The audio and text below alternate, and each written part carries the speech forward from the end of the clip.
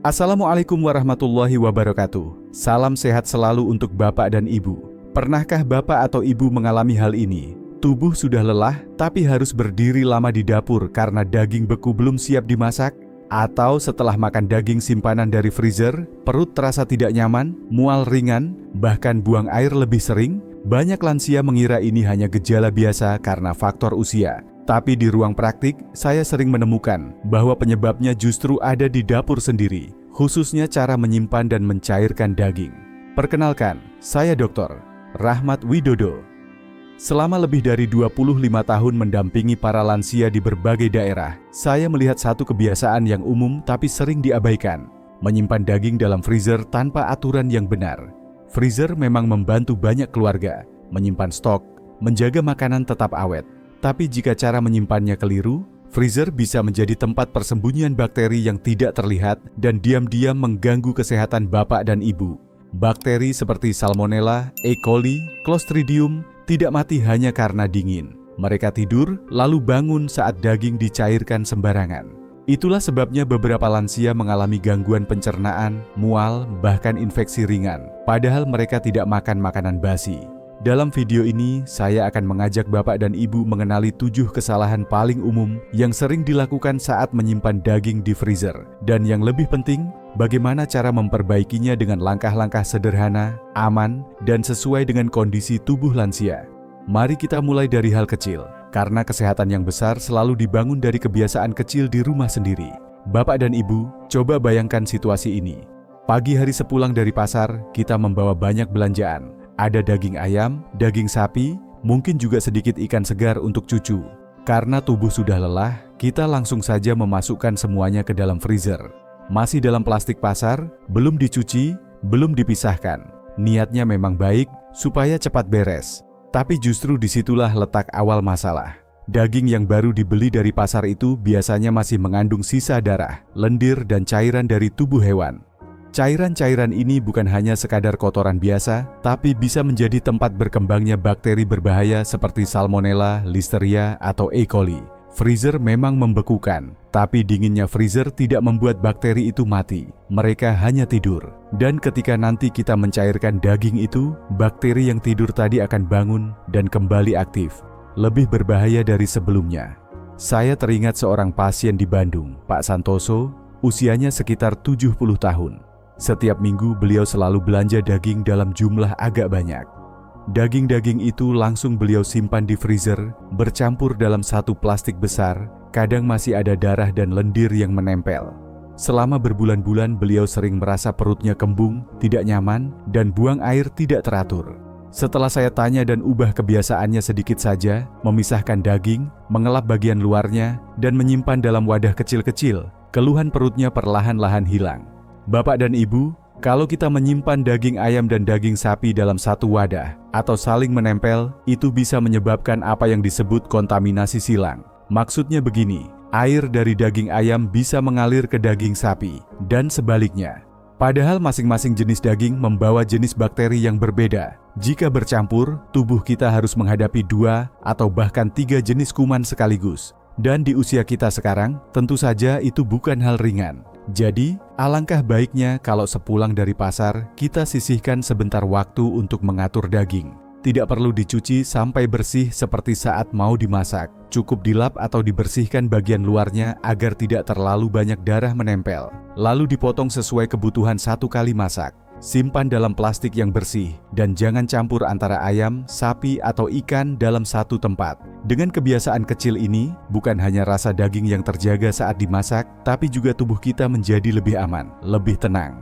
Karena menjaga kesehatan tidak selalu dari obat atau rumah sakit. Kadang cukup dari dapur kita sendiri, dari cara kita menyentuh dan menyimpan makanan sehari-hari. Mari kita lanjut ke hal berikutnya, yang tak kalah penting. Jenis plastik yang kita gunakan untuk membungkus daging. Waktu saya berkunjung ke rumah seorang pasien di Karawang, saya sempat diajak melihat isi freezer mereka.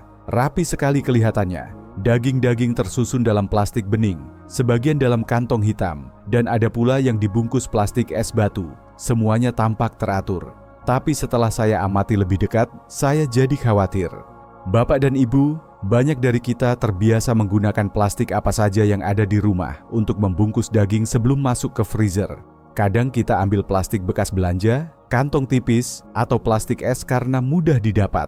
Tapi, tahukah Bapak dan Ibu, tidak semua plastik itu aman untuk makanan? Apalagi jika disimpan dalam suhu sangat rendah selama berbulan-bulan. Plastik yang tidak dirancang untuk menyimpan makanan atau yang disebut non-food grade bisa mengandung zat kimia seperti BPA, ftalat, atau bahkan sisa pewarna. Zat-zat ini bisa masuk ke dalam daging secara perlahan, terutama saat beku dalam waktu lama. Kalau daging itu dimasak dan dimakan, bahan kimia tersebut ikut masuk ke tubuh kita. Dan pada usia seperti kita, di mana fungsi ginjal, hati, dan hormon sudah lebih sensitif, dampaknya bisa jauh lebih besar. Saya tidak sedang menakut-nakuti, tapi saya pernah menangani beberapa pasien lansia yang memiliki keluhan hormon tidak stabil dan gangguan pencernaan, yang salah satu faktornya berasal dari paparan bahan kimia rumah tangga, termasuk dari plastik penyimpan makanan. Jadi, mulai sekarang akan lebih baik kalau kita menggunakan plastik khusus makanan. Di toko banyak dijual kantong zipper yang memang dibuat untuk menyimpan daging. Kalau ada rezeki lebih, menggunakan wadah plastik yang kuat dan tertutup juga sangat baik. Bahkan bagi yang memiliki alat vacuum sealer, ini lebih baik lagi karena bisa menjaga daging tetap segar lebih lama tanpa udara masuk. Bungkuslah daging sebaik kita ingin menjaga tubuh, karena apa yang kita makan hari ini adalah penentu kesehatan kita besok. Jangan sampai niat baik untuk menyimpan makanan justru menjadi awal munculnya masalah. Setelah ini, mari kita bicarakan soal satu kebiasaan kecil, tapi sangat menentukan, mencatat tanggal dan memberi label pada daging beku di rumah. Bapak dan Ibu, pernahkah Bapak dan Ibu membuka freezer, lalu melihat satu bungkusan daging dan bertanya dalam hati, ini daging sapi atau kambing? Ya, sudah disimpan sejak kapan? Saya yakin banyak dari kita pernah mengalaminya, terutama kalau freezer di rumah digunakan bersama anggota keluarga lain. Lama-lama, yang semula ingin menyimpan dengan rapi malah jadi misteri.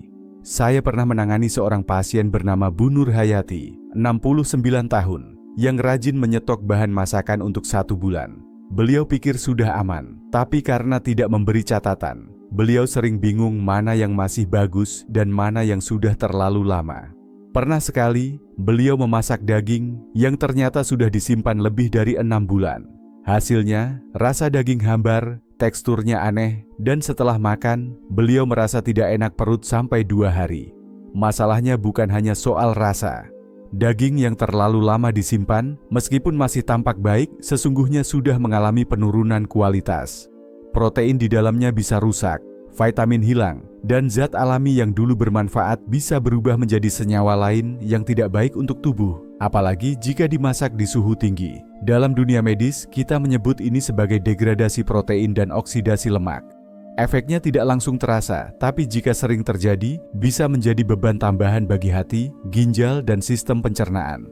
Karena itu, saya selalu menyarankan, setiap kali Bapak dan Ibu menyimpan daging, beri tanda yang jelas. Tidak perlu rumit, cukup tempelkan kertas kecil atau tulis langsung di plastik dengan spidol permanen, isi jenis daging, tanggal penyimpanan, dan batas waktu terbaik untuk digunakan. Dengan cara ini, Bapak dan Ibu akan lebih mudah memilih bahan yang harus dimasak duluan. Prinsipnya sederhana, yang pertama masuk harus pertama keluar. Tidak hanya menjaga kualitas daging, tapi juga mengurangi pemborosan dan risiko makanan rusak diam-diam. Freezer yang rapi dan tertata bukan hanya enak dipandang, ia adalah cermin dari perhatian kita pada kesehatan seluruh keluarga. Dan bagi Bapak dan Ibu, perhatian kecil seperti memberi label bisa jadi perlindungan besar untuk tubuh yang semakin bijak. Selanjutnya, mari kita bicara soal kebiasaan mencairkan daging. Cara yang tampaknya sederhana, tapi seringkali membawa risiko tersembunyi. Bapak dan Ibu yang saya hormati, suatu pagi di ruang praktik, seorang pasien lansia bernama Pak Hashim, 72 tahun, datang berkonsultasi. Beliau mengeluh perutnya melilit sejak malam, disertai buang air besar berulang kali. Setelah saya tanya apa yang beliau makan, jawabannya cukup membuat saya khawatir. Saya makan semur daging, Dok. Daging dari freezer saya cairkan pagi-pagi di meja dapur sambil nyiapin sarapan cucu. Cerita seperti ini bukan hal baru. Banyak bapak dan ibu di rumah yang terbiasa mencairkan daging beku dengan cara meletakkannya di atas meja, di dalam baskom, atau dibiarkan terbuka selama berjam-jam. Tujuannya supaya cepat lunak dan bisa langsung dimasak. Tapi tahukah Bapak dan Ibu bahwa cara ini justru memberi kesempatan emas bagi bakteri berbahaya untuk bangun dan berkembang? Ketika daging mencair di suhu ruang, bagian luar daging akan lebih cepat lunak dan basah, sementara bagian dalamnya masih beku. Di permukaan yang hangat inilah, bakteri seperti Salmonella, Clostridium perfringens, dan E. coli mulai aktif kembali. Dalam waktu 2 jam saja, jumlah bakteri bisa berlipat ganda. Dan yang perlu Bapak dan Ibu ketahui, beberapa jenis racun dari bakteri ini tidak hilang meski dimasak dalam suhu tinggi. Saya tidak ingin menakuti, tapi saya ingin kita semua lebih waspada. Apalagi di usia lanjut, sistem pencernaan kita tidak sekuat dulu. Sekali saja tubuh kita menerima makanan yang tercemar, bisa langsung menimbulkan diare, lemas, atau bahkan dehidrasi yang berbahaya. Lalu bagaimana cara mencairkan daging yang benar dan aman? Cara pertama yang paling aman adalah mencairkan daging di dalam kulkas, tepatnya di bagian bawah atau chiller.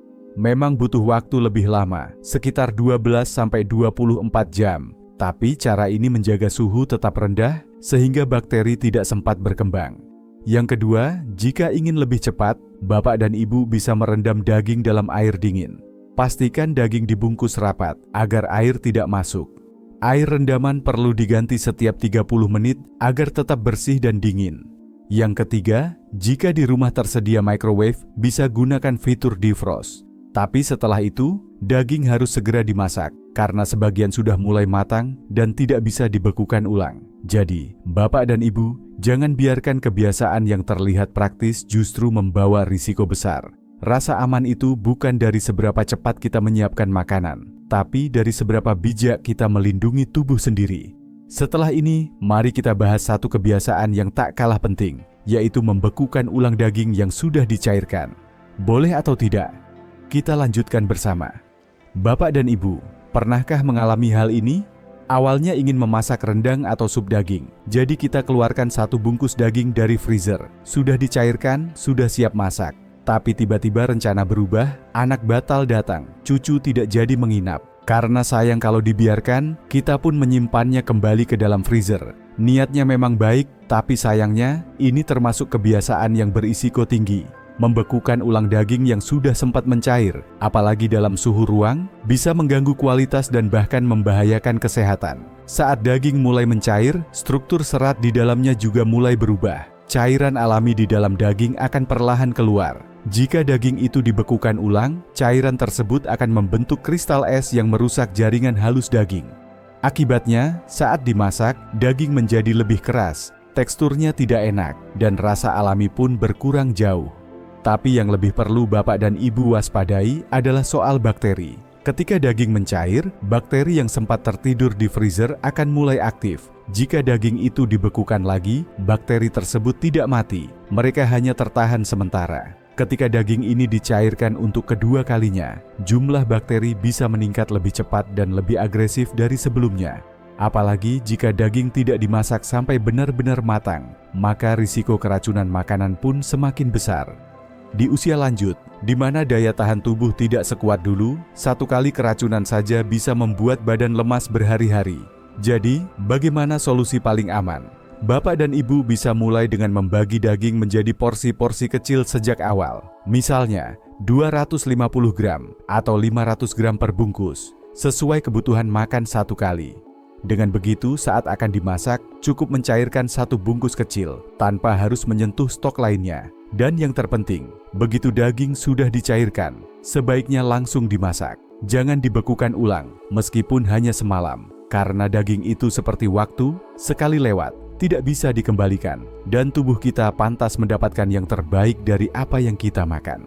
Setelah ini, mari kita bicara soal satu musuh tersembunyi di freezer yang sering tidak disadari, yaitu suhu yang tidak stabil. Beberapa waktu lalu, saya diajak ke dapur oleh seorang pasien lansia di Cirebon. Beliau sangat bangga menunjukkan freezer yang katanya selalu penuh dan dingin. Saat saya lihat, memang benar, tumpukan daging tersimpan rapi, lapisan es menempel di dinding, dan suhu terasa dingin di tangan. Tapi saat saya tanya, apakah ibu tahu suhu freezer saat ini? Beliau hanya tersenyum dan menjawab, pokoknya beku dok. Bapak dan Ibu, kenyataan yang sering tidak kita sadari adalah bahwa freezer yang terlihat beku belum tentu suhunya stabil. Bisa jadi karena sering dibuka tutup, karena listrik padam, atau karena isinya terlalu penuh, suhu di dalamnya naik turun tanpa kita sadari. Perubahan suhu seperti inilah musuh tersembunyi bagi daging yang kita simpan. Bakteri memang tidak aktif dalam suhu minus 18 derajat Celcius atau lebih rendah. Tapi saat suhu naik beberapa derajat saja, misalnya menjadi minus 10 atau bahkan 0 derajat selama beberapa jam, bakteri bisa bangun sedikit demi sedikit dan mulai berkembang meskipun lambat. Mereka mungkin tidak langsung mengubah warna atau bau daging, tapi secara perlahan dapat menghasilkan senyawa berbahaya seperti histamin dan toksin lainnya. Zat-zat inilah yang dapat menumpuk dalam tubuh, terutama jika kita sering mengonsumsi daging dari freezer yang tidak terjaga suhunya. Akibatnya bisa berupa gangguan pencernaan kronis, penurunan daya tahan tubuh, bahkan infeksi saluran cerna yang tanpa kita sadari berasal dari dapur sendiri. Karena itu, sebaiknya Bapak dan Ibu mulai mempertimbangkan untuk menambahkan termometer kecil di dalam freezer. Harganya tidak mahal, tapi sangat membantu memastikan suhu tetap di kisaran aman. Jangan lupa untuk tidak mengisi freezer terlalu penuh agar udara dingin bisa mengalir merata. Freezer yang stabil bukan hanya menjaga bahan makanan tetap awet, tapi juga menjaga tubuh tetap sehat setiap hari. Setelah ini, mari kita bicara soal satu kesalahan terakhir yang sering terjadi. Menyimpan daging mentah terlalu dekat dengan makanan matang. Bapak dan Ibu, bayangkan saat membuka kulkas, kita melihat daging ayam mentah yang baru dibeli diletakkan di rak atas, tanpa penutup rapat. Di bawahnya ada sayur rebus sisa makan siang, atau potongan buah yang siap dimakan cucu. Sekilas kelihatan wajar, tapi di balik susunan itu, ada bahaya yang bisa mengancam tanpa kita sadari. Daging mentah, terutama ayam dan sapi, biasanya mengandung cairan seperti darah, lendir, atau tetesan air dari proses pencairan. Jika cairan ini menetes ke makanan matang atau buah segar di bawahnya, maka terjadilah yang disebut kontaminasi silang. Artinya, bakteri dari daging mentah berpindah ke makanan yang tidak akan dimasak lagi. Dan inilah yang membuat risiko keracunan makanan jadi sangat tinggi, terutama bagi anak kecil, ibu hamil, dan lansia seperti kita. Saya pernah menjenguk seorang nenek di Magelang yang mengeluhkan sering sakit perut ringan dan mudah lelah. Setelah kami telusuri, ternyata beliau menyimpan daging ayam mentah dan buah-buahan potong dalam satu rak yang sama, tanpa pembatas atau penutup. Setelah kebiasaan ini diubah, keluhan lambung beliau pun perlahan menghilang. Solusinya tidak sulit, tapi perlu kebiasaan. Daging mentah sebaiknya selalu disimpan di rak paling bawah, dalam wadah tertutup yang tidak bocor. Jika memungkinkan, pisahkan zona dalam kulkas antara bahan mentah dan makanan matang. Bersihkan rak kulkas secara berkala dengan air hangat dan sabun ringan. Bila Bapak atau Ibu tinggal bersama anak cucu, beri label besar di setiap wadah, mentah dan siap saji, agar tidak tertukar. Menjaga jarak antara makanan bukan berarti merepotkan, tapi justru menunjukkan kepedulian. Karena dalam hal makanan, yang tak terlihat justru sering jadi sumber masalah. Mari kita lanjutkan ke bagian terakhir, bagaimana menyimpulkan semua pelajaran hari ini agar menjadi kebiasaan yang menyelamatkan. Bapak dan Ibu yang saya cintai, setelah kita pelajari bersama, ada 7 kebiasaan sederhana di dapur yang bisa berdampak besar bagi kesehatan. Mulai dari menyimpan daging, memilih plastik pembungkus yang tepat, mencatat tanggal, mencairkan dengan cara aman, hingga mengatur posisi dan suhu freezer. Semuanya terlihat kecil, tapi justru dari hal-hal kecil inilah tubuh kita dilindungi setiap hari. Usia lanjut bukan alasan untuk membiarkan tubuh lemah. Justru di masa ini, kita perlu makin bijak dalam memilih dan menangani makanan. Jangan biarkan freezer yang seharusnya menjaga justru menjadi sumber bahaya tersembunyi. Ingat, bukan alatnya yang salah, tapi kebiasaan kita yang perlu diperbaiki. Saya percaya, dengan sedikit ketelatenan dan perhatian, Bapak dan Ibu bisa menjadikan dapur sebagai tempat yang benar-benar aman. Bukan hanya untuk diri sendiri, tapi juga untuk keluarga tercinta. Setiap kali menyimpan daging, kita sedang membuat keputusan penting bagi kesehatan di hari esok. Jika Bapak dan Ibu merasa video ini bermanfaat, jangan ragu untuk menekan tombol suka. Silakan bagikan kepada saudara, tetangga, atau teman sebaya yang mungkin belum tahu cara menyimpan daging yang aman. Dan jika Bapak Ibu ingin terus mendapatkan informasi seperti ini, silakan klik tombol subscribe dan aktifkan lonceng notifikasinya. Saya juga ingin mendengar cerita dari Bapak dan Ibu. Coba tulis di kolom komentar. Apa kebiasaan Bapak Ibu saat menyimpan daging di rumah? Apakah ada yang ingin diperbaiki setelah menonton video ini? Saya akan membaca dan insya Allah membalasnya satu persatu. Karena pengalaman Bapak dan Ibu bisa jadi pelajaran berharga bagi lansia lainnya. Terima kasih sudah menyimak sampai akhir.